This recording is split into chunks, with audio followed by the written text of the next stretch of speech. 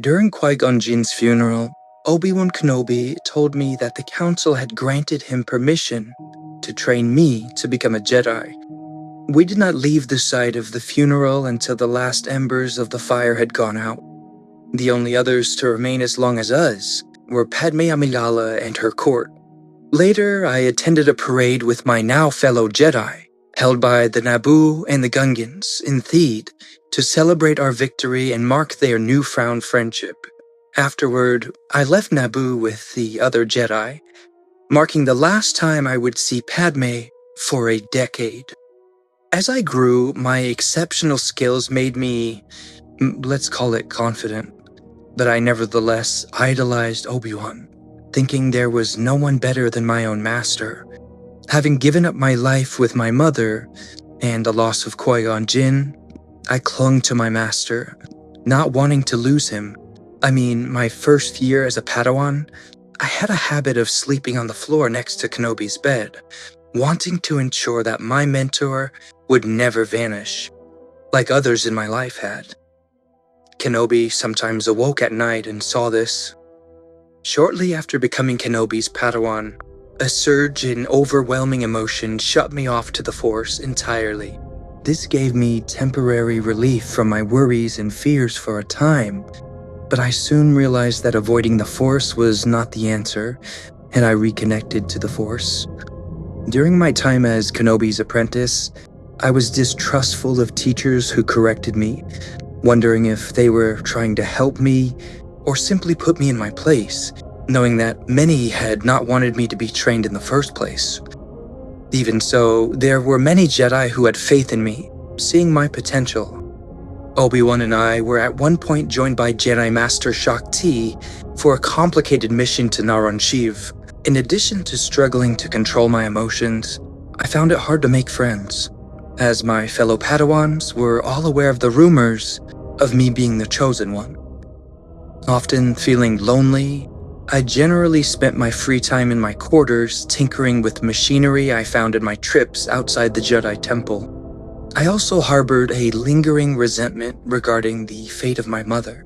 Sometime after my enrollment into the Order, I was meditating with my master while also holding together many pebbles using the Force.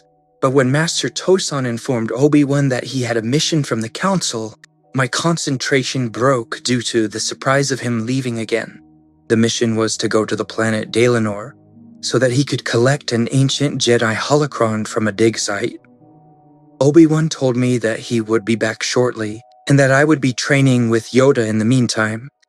I was upset and complained that I would have to be in class with little kids, and that I was far ahead of them in my training. However, I complied and spent time with the younglings, although I did not enjoy myself. However, after some encouragement from Yoda, Kenobi took me along with him on his mission in a T-6 shuttle. I was glad that I was finally in space again, and asked if I could pilot the shuttle. Obi-Wan agreed that I could do so when we got closer. I asked what Obi-Wan's life was like before joining the Jedi Order. Kenobi told me that he did not remember as he was taken at a very young age. This troubled me. Kenobi tried to reassure me by telling me that he still needed to train and reminding me that he was a Padawan when we met. However, I was unconvinced. His life was tailored for him to be a Jedi, unlike me, who was a slave. It started to make sense to me too why the Council did not want me to be trained. Obi-Wan tried to reassure me again by saying that the Council was not perfect, and that Qui-Gon Jinn chose me just like he chose Kenobi. But Qui-Gon was dead. It was the only reason Obi-Wan was willing to train me in the first place. Upon arriving at Daelanor, we encountered a female Togruta archaeologist named Clatrief.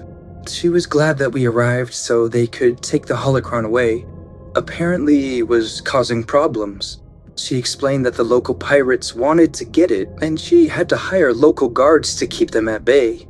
Obi-Wan ordered me to stay outside to keep watch while he went inside the facility to obtain the holocron.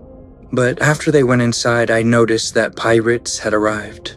The three of us went out to meet them and were introduced to the Cryptor Riders and their leader, Hatzo Shaku. who knew that the holocron was something important due to off-worlders wanting to get it.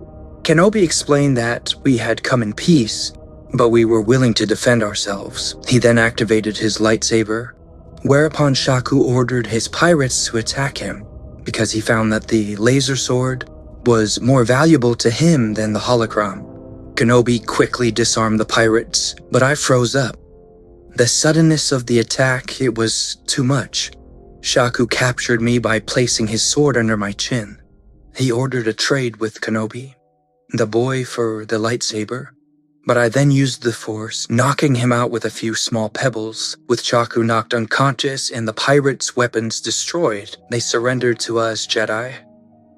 On the shuttle home, Kenobi praised me for my great work on the mission, my first mission. I, however, explained that I froze up and was not ready for a mission, even though I had believed otherwise. But Obi-Wan reassured me that it was he who was not ready. He then shared with me a vulnerable question, explaining that he's often thought how he could save his Padawan when he couldn't save his master from dying.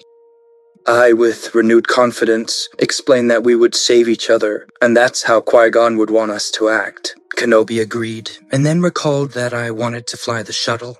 I, in response, enthusiastically agreed.